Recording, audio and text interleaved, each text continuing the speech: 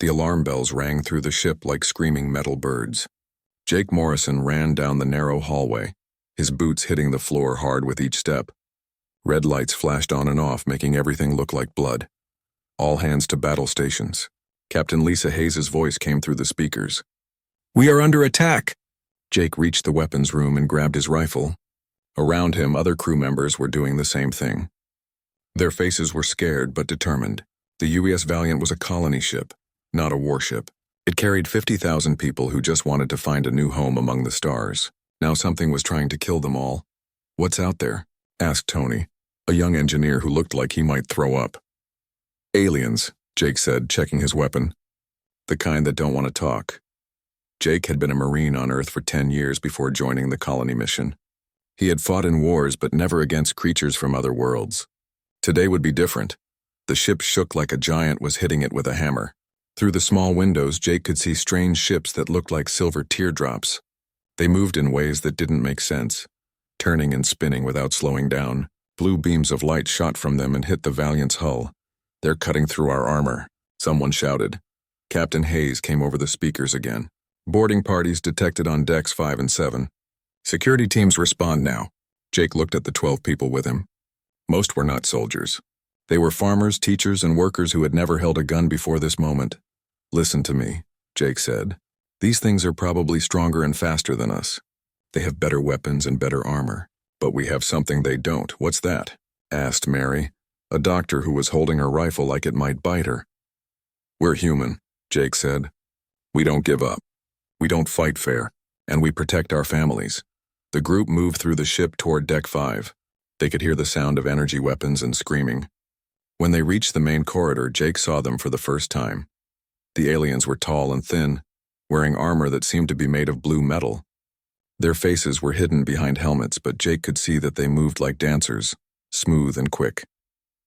Their weapons shot beams of light that could cut through steel. 3 humans were already down. The aliens were moving toward the civilian areas where families were hiding. "Spread out," Jake whispered. "Use the side passages. Hit them from different directions." The aliens fought like they were in a parade. They moved in straight lines and followed patterns that looked pretty but weren't smart.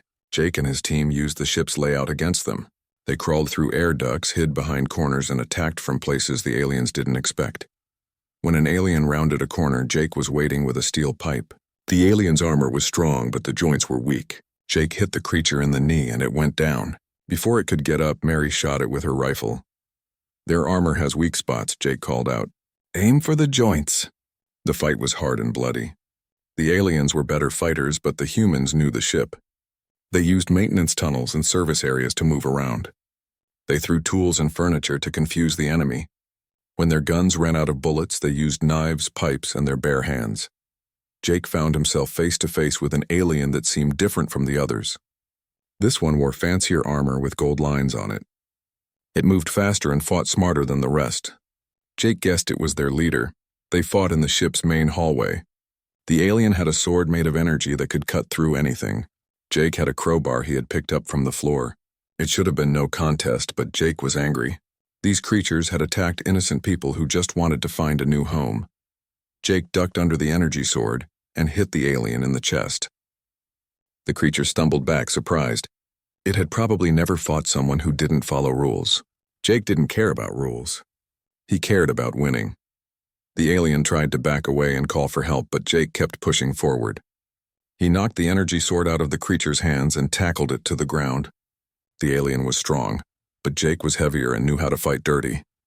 "Surrender," Jake said, pointing his rifle at the alien's head. The creature stopped fighting and put its hands up. Jake reached for the helmet to see what kind of face was under there. When he pulled it off, he almost dropped his gun. The alien was beautiful. Her skin was blue like crystal, and her eyes were silver and seemed to glow with their own light. Her hair was white like snow and fell around her face like water. She looked young, maybe 25 in human years, and there was something royal about the way she held herself. Jake had expected a monster. Instead, he was looking at what could only be described as a princess. "You are not what I expected," she said in perfect English. Her voice was like music. "Yeah, well, you're not what I expected either," Jake said, keeping his rifle pointed at her. "What's your name?"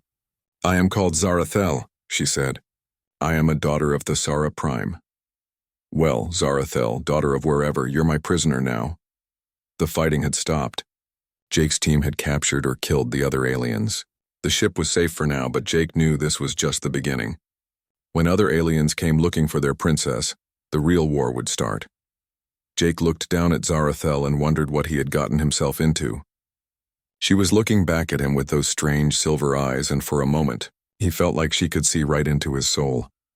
This changes everything, she said quietly. Jake didn't know what she meant, but something in her voice made him think she was right. Everything was about to change, and there was no going back. Princess Zarathel sat in the small room that had become her prison. The humans had been fair to her, giving her food and water and treating her wounds, but she was still a prisoner, and her people would come for her soon. She thought about the human warrior who had captured her. Jake Morrison was not like the stories her people told about humans. The stories said humans were animals who killed for fun and destroyed everything they touched. But Jake had been gentle with the wounded and kind to the scared. He had protected people who could not protect themselves. That night, Zarathel had strange dreams. She saw herself fighting beside Jake in battles that had never happened. She saw him as a young boy on a world with blue skies and green grass. She saw herself growing up in a human family, playing with human children. The dreams felt more real than her memories. Valdorian people rarely dreamed about other species. Their minds were too different. But every time Zarathel closed her eyes, she saw Jake's face. Far away on the planet Thesara Prime, Emperor Thaneros paced in his throne room. His daughter had been captured by humans, and his military leaders wanted to destroy the human ship immediately. They have dishonored the royal family, said Commander Vextar, the man Zarathel was supposed to marry. We must show them what happens when they touch a daughter of Thesara. My daughter is on that ship, the Emperor said. I will not destroy her to satisfy your anger. Then we take the ship and kill every human except the princess, Vextar replied. It will send a message to their kind. But before the Emperor could answer, an old voice spoke from the shadows. Perhaps we should learn why she was captured before we decide how to respond. Elder Mordoun stepped into the light. He was ancient even by Valdorian standards, and he knew secrets that most people had forgotten. The Emperor respected his wisdom, even when he didn't like what the old man said. Speak, Elder, the Emperor said. The princess was leading a military unit, Mordoun said. She chose to disguise herself as a common soldier. Why would she do this? To serve her people with honor, Vextar said. Or because something was calling her to that place, Mordoun replied. Something she did not understand. The elder walked to a wall covered with ancient writing. The symbols were so old that few people could read them anymore.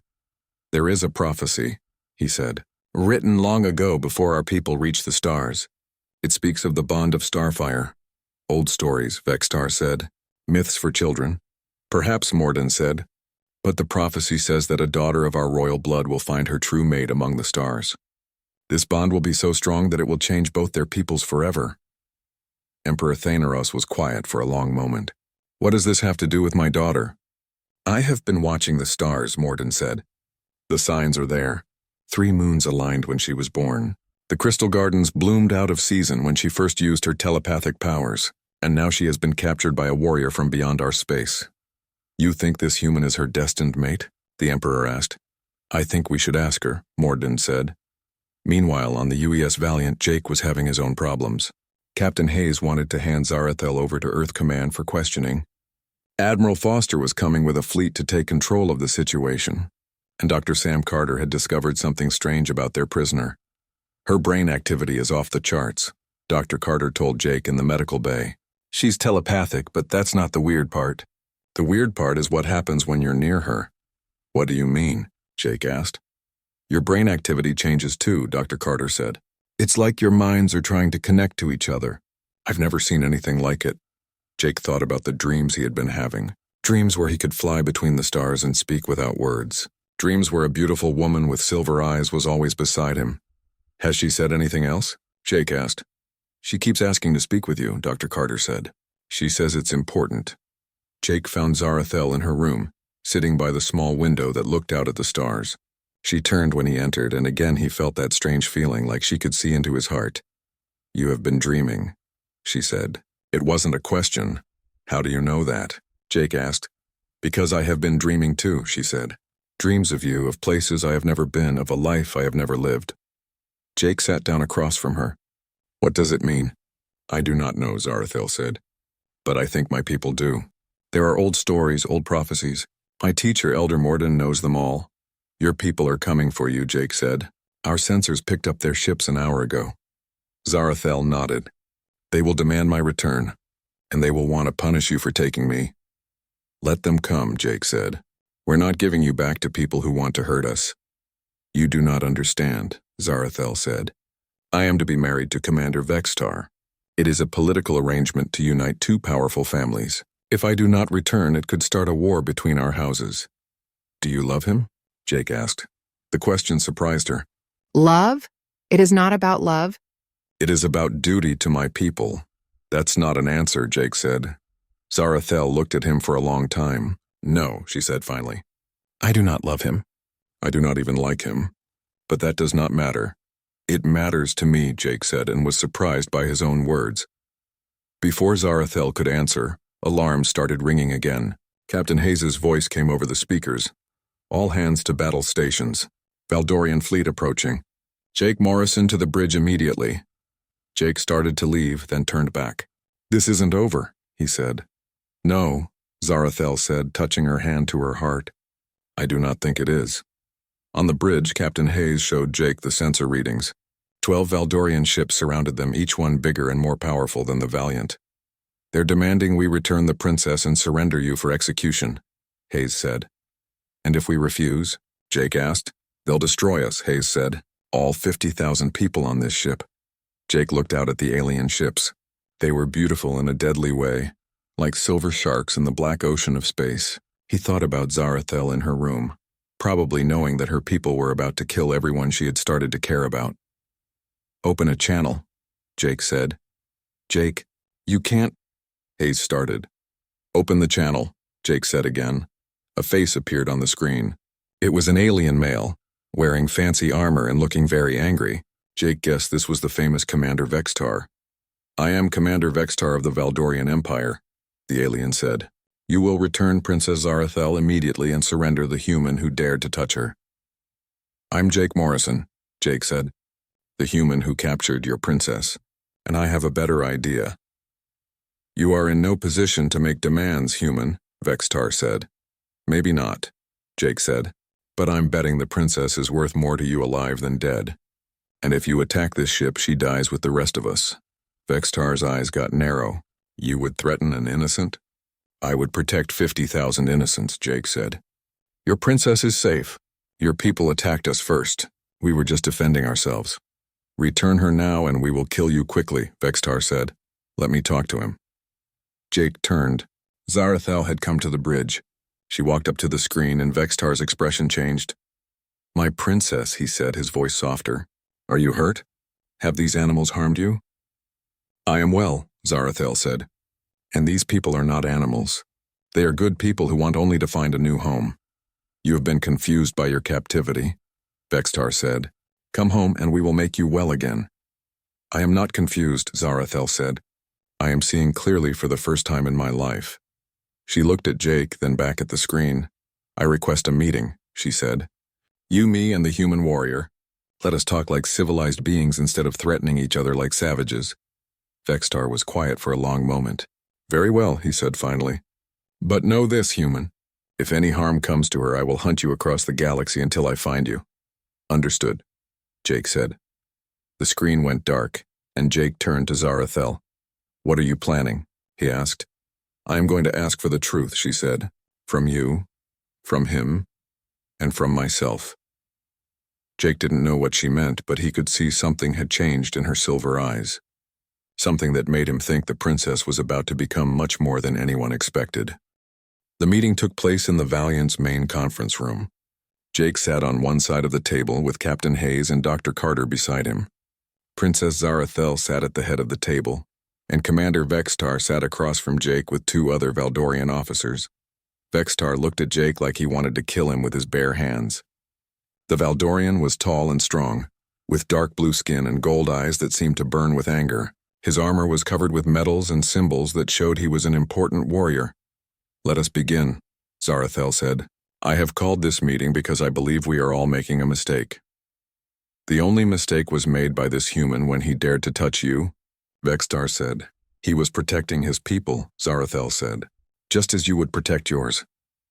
"Humans are not people," one of the other Valdorians said. "They are animals that learn to use tools." Jake felt his anger rising, but Zarathel looked at him and shook her head slightly. He stayed quiet. "I have been among these humans for 3 days," Zarathel said. "I have seen how they treat their wounded, how they care for their children, how they grieve for their dead. They are not animals." "You have been confused by your captivity," Vextar said. "It is not your fault. We will heal your mind when we return home." "My mind is fine," Zarathel said, "but I am beginning to think yours is not." The room got very quiet. No one talked to a Valdorian commander like that, especially not a woman. "Princess," Vextar said, his voice dangerous. "You forget yourself?" "No," Zarathel said. "I am remembering myself. For the first time in my life." She stood up and walked to the window that looked out at the stars.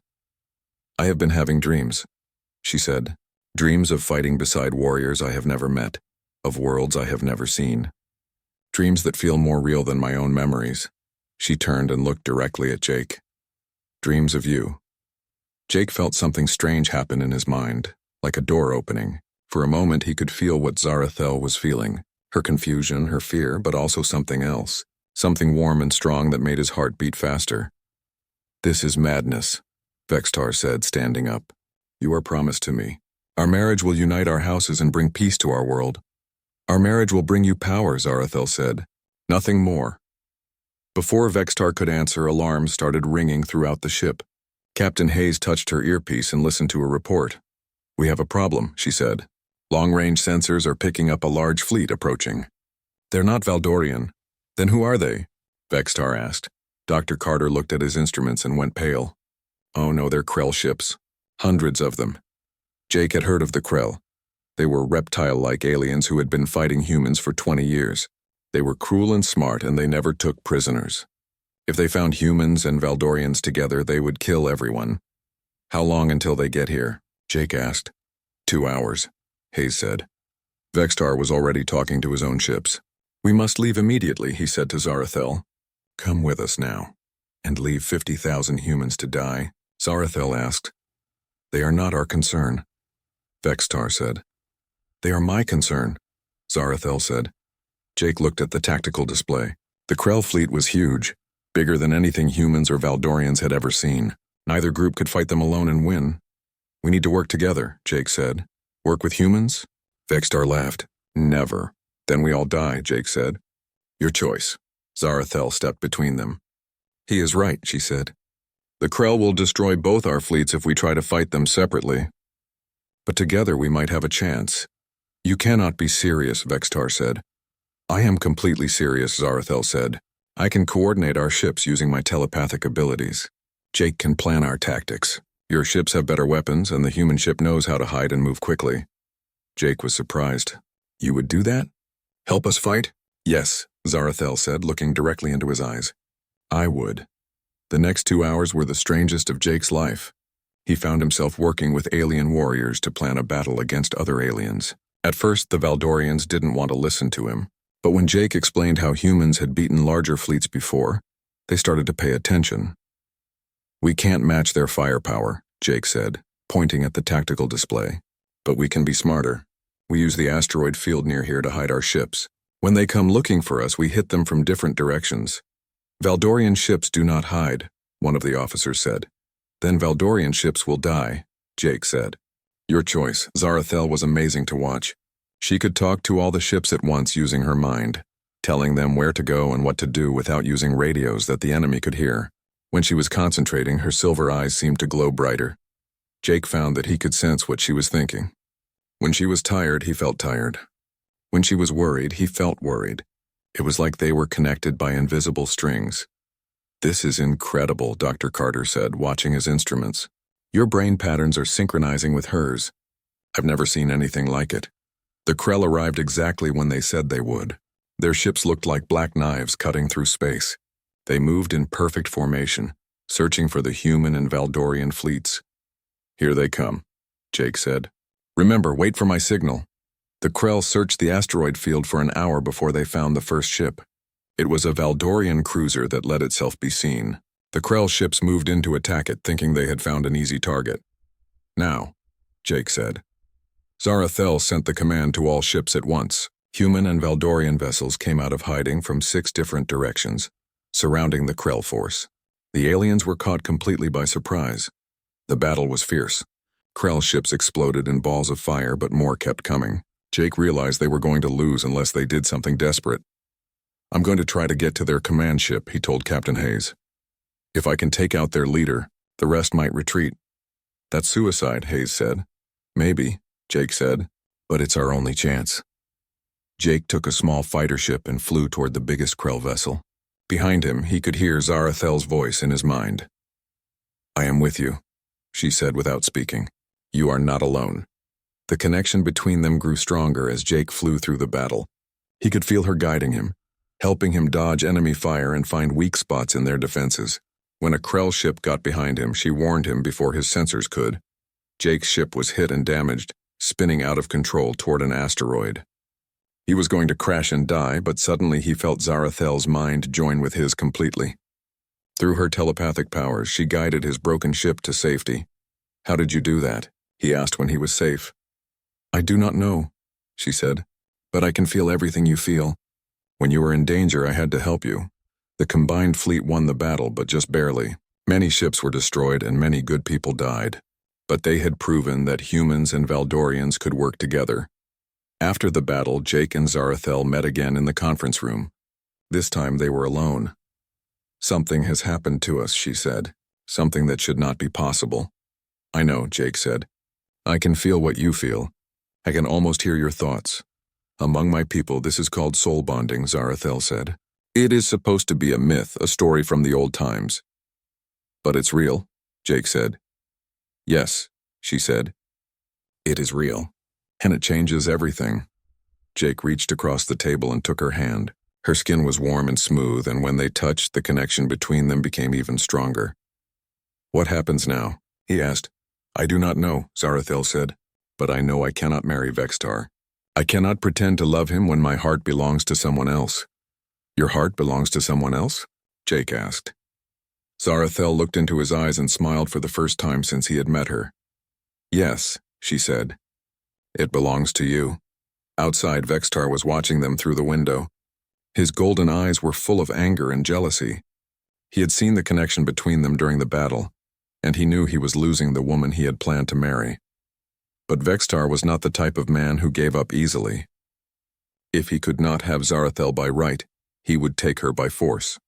And if he had to kill the human to do it, that would make victory even sweeter. The war was over for now, but the real fight was just beginning. Emperor Thainro stood in his great throne room, but he was not sitting on his throne. Instead, he paced back and forth like a caged animal. The news from the battle had reached him, and now he faced the biggest crisis of his long rule. She bonded with a human, said Lord Kexthor, head of the oldest noble family. This is unacceptable. The royal bloodline cannot be polluted by alien influence. The bloodline? Emperor Thainros said. My daughter helped save both our peoples. She showed courage and wisdom beyond her years. She showed weakness, Commander Vextar said. He had returned to Thessera Prime with anger burning in his heart. She chose an alien over her own kind. Over me. Perhaps she chose wisely, said Elder Morden from his place in the shadows. The room got quiet. Nobody expected the old teacher to speak against the nobles. Explain yourself, Elder, Lord Kexthor said. The prophecy speaks of a bond that will change our people, Morden said. Perhaps this change is what we need. The prophecy is just an old story, Vextar said. What is real is that she was promised to me. Our marriage would unite the 2 most powerful families on Thessera Prime and give you a claim to the throne, the Emperor said quietly. Vexitar's eyes flashed with anger, but he could not deny it. Everyone in the room knew he had wanted to marry Zarathel as much for power as for love. Bring them here, the Emperor said finally. All of them. The princess, the human, and their ship. We will test this bond and see if it is real. And if it is real? Asked Lord Kexthor. Then we will decide what that means for our people, the Emperor said. Meanwhile, on Earth, Admiral Kane Foster was having his own meeting with the human government. The news of Jake's bond with an alien princess had reached the highest levels of command. "This is a security risk," said General Brooks, head of Earth Defense. "How do we know this telepathic connection isn't some form of alien mind control?" "Dr. Carter's reports show no signs of mental influence," Admiral Foster said. "Morrison appears to be acting of his own free will." "A human bonding with an alien," said President Chen. "What does this mean for our species?" "It might mean we're not alone anymore," Admiral Foster said. "The Valdorians are offering us an alliance. Their technology could help us defend against the Krell and other threats. Or it could be a trap," General Brooks said. "Bring Morrison home for questioning. Lock him up until we understand what's been done to him." Admiral Foster looked at the reports from the battle. Human and Valdorian ships fighting together, saving each other's lives. It was something he had never thought he would see. "I think we're making a mistake," he said. "Morrison and the princess might be the key to peace between our peoples." "Or the key to our destruction," General Brooks replied. On the UES Valiant, Jake was dealing with his own problems. Half the crew looked at him like he was a hero, and the other half looked at him like he was a traitor. The bond with Zarathel was getting stronger every day, but it was also making him different. He could sense things he had never sensed before. He knew when people were lying. He could feel danger before it happened. Sometimes he even knew what people were thinking. "The changes are accelerating," Dr. Carter told him during a medical exam. "Your brain is developing new pathways.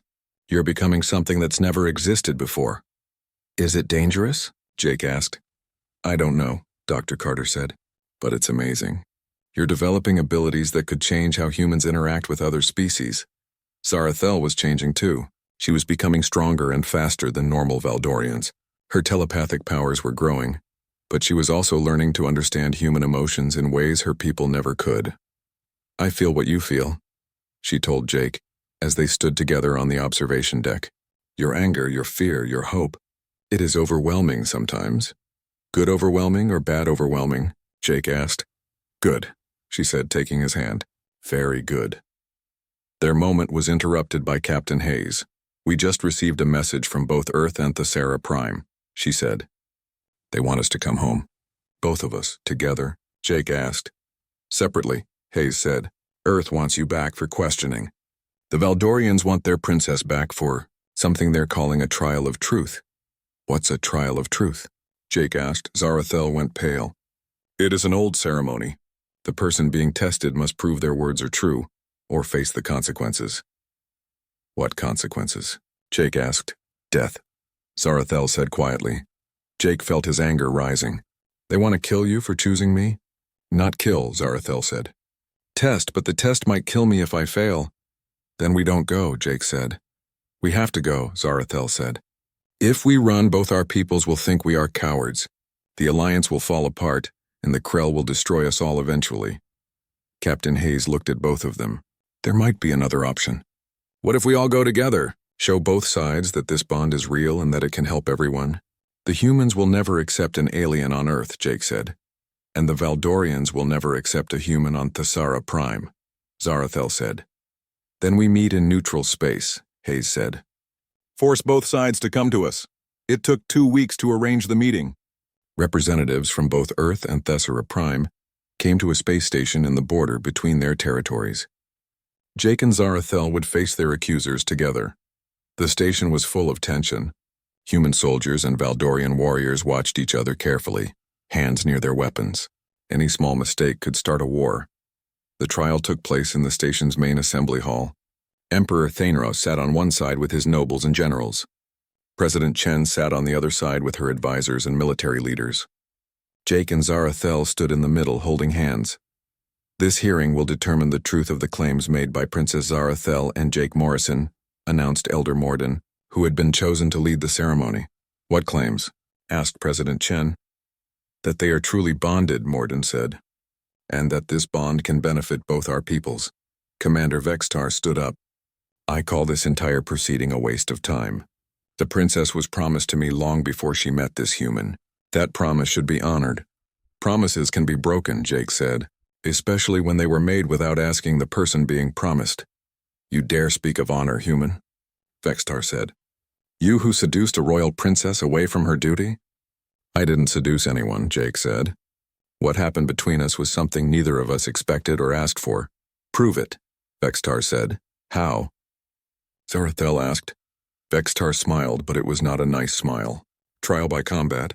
If this bond is real, if the spirits themselves have chosen you for each other, then let them guide your hand in battle. That's ridiculous, General Brooks said. We're not going to settle this with violence.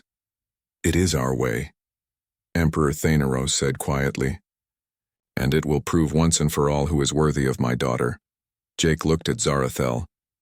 Through their bond, he could feel her fear. Vextar was a trained warrior with advanced Valdorian weapons and armor. Jake was just a human with human weapons. I accept, Jake said. Jake, no, Zarathel said. I have to, Jake said. If I don't fight, they'll always think I'm a coward. And cowards don't deserve princesses.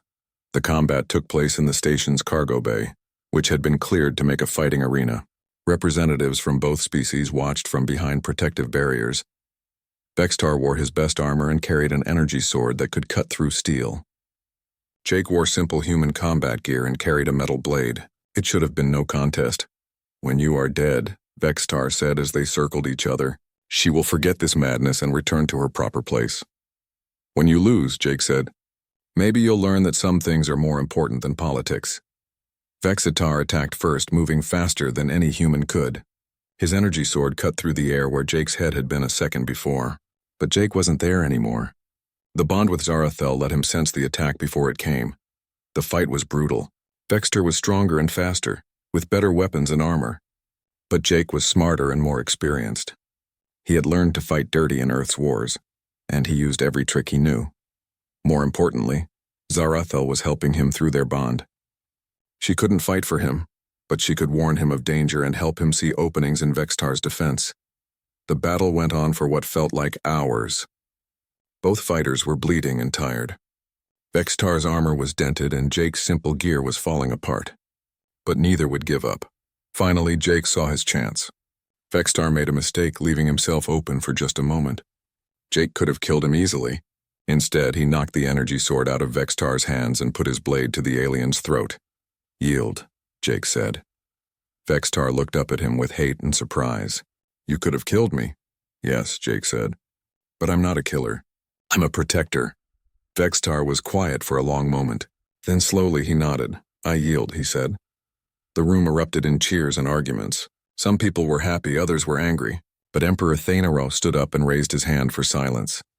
The combat is over, he said. The human has proven his worth. But this does not solve our larger problem. What problem? Jake asked, still breathing hard. The Krell, the Emperor said. Our spies report they are building a massive fleet. They plan to destroy both our peoples while we argue about marriages and alliances.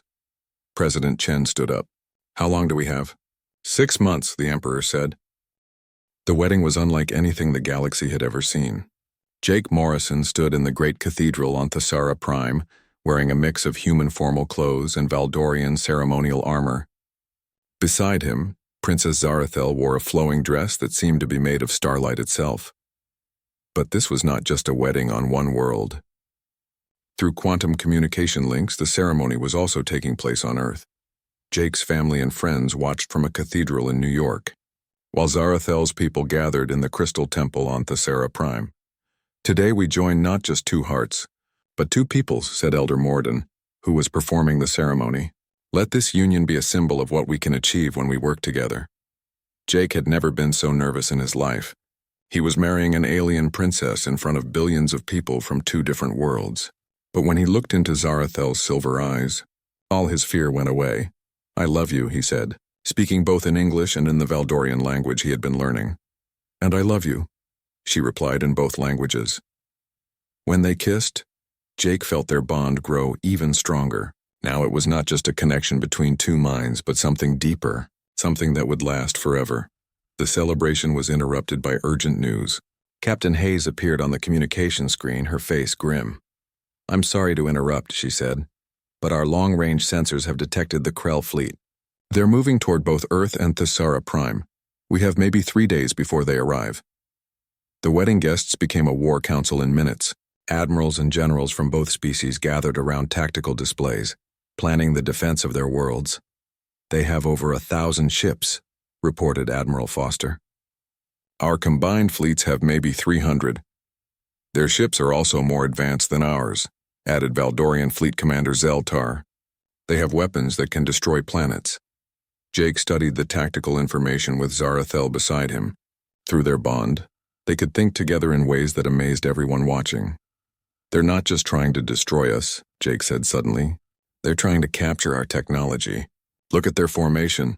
They're surrounding both our worlds but not moving in for the kill. He is right, Zarathel said. They want to study us before they destroy us. They think we are weak.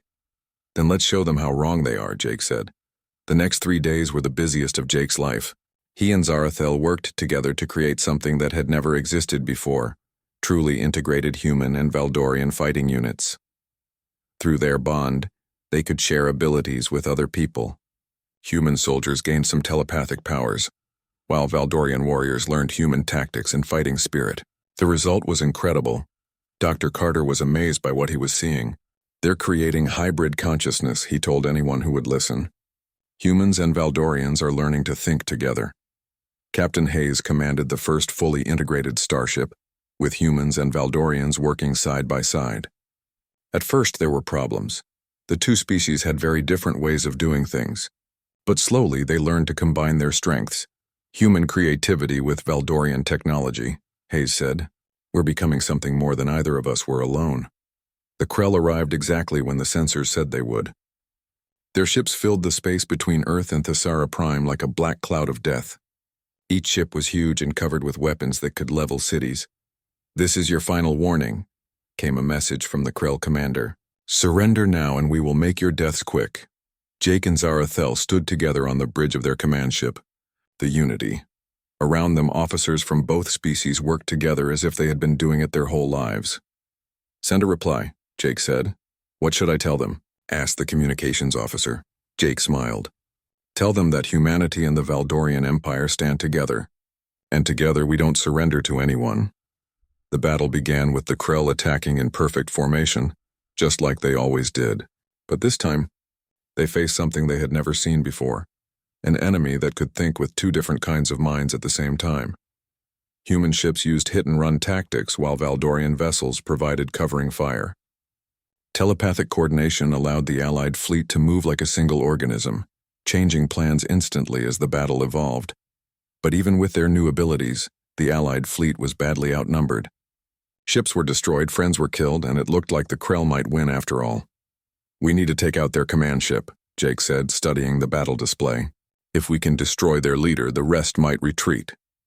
Their command ship is in the center of their fleet, Admiral Foster said over the communication link. Getting to it would be suicide. Maybe, Jake said. But it's our only chance. Zarathel took his hand. We go together, she said. No, Jake said. It's too dangerous. We are bonded, she said. Where you go, I go. Besides, you will need my telepathic abilities to navigate their defenses. They took a small fighter ship and flew toward the heart of the Krell fleet. Enemy ships shot at them from all directions. But Zarathel's telepathic powers helped Jake dodge attacks that should have been impossible to avoid. I can feel their minds, she said as they flew deeper into the fleet. They are surprised. They do not understand how we are doing this. Good, Jake said. Let's keep surprising them. The Krell command ship was enormous, bigger than most space stations. It bristled with weapons and was protected by dozens of smaller ships. Getting close to it seemed impossible, but Jake had an idea. Through the bond, he and Zarathel had learned to share more than just thoughts. They could share abilities. What if they could share those abilities with other people across great distances? Can you connect to all our ships at once? He asked Zarathel. I can try, she said, but it might kill me. And if we fail here, we all die anyway, Jake said. Zarathel closed her eyes and reached out with her mind. Suddenly, every human and Valdorian in the fleet could feel what she was feeling. They could sense the battle like she could sense it. They could think together like she and Jake thought together. The effect was incredible. The Allied fleet began moving with perfect coordination, like a school of fish or a flock of birds. Ships that had never worked together before were now part of a single, living intelligence.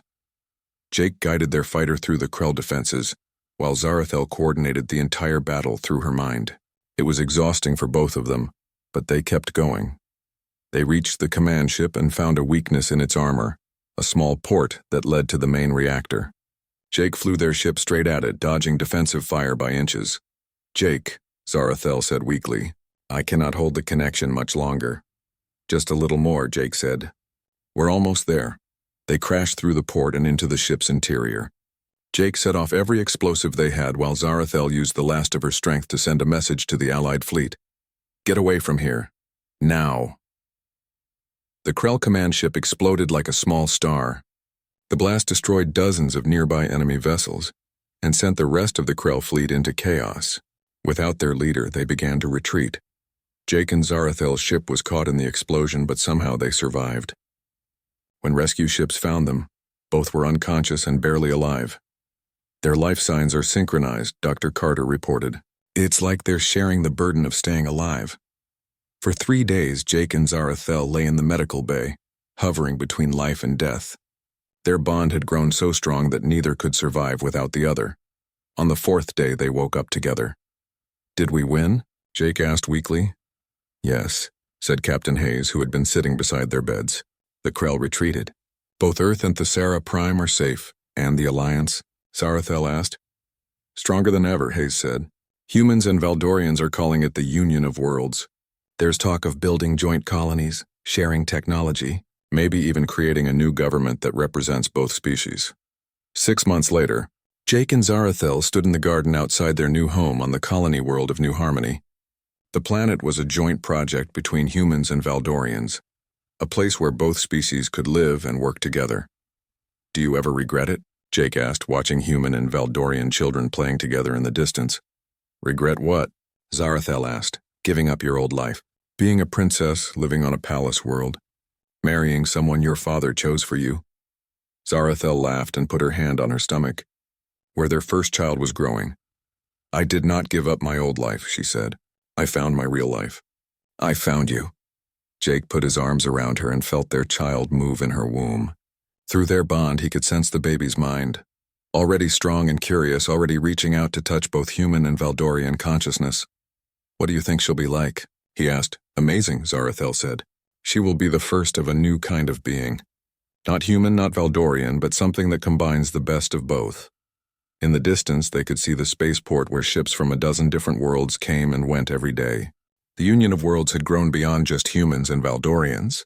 Other species had joined, drawn by the promise of cooperation instead of conquest. "Do you think we really changed the galaxy?" Jake asked. "I think we changed ourselves," Zarathel said, "and that changed everything else." As the two sons of New Harmony,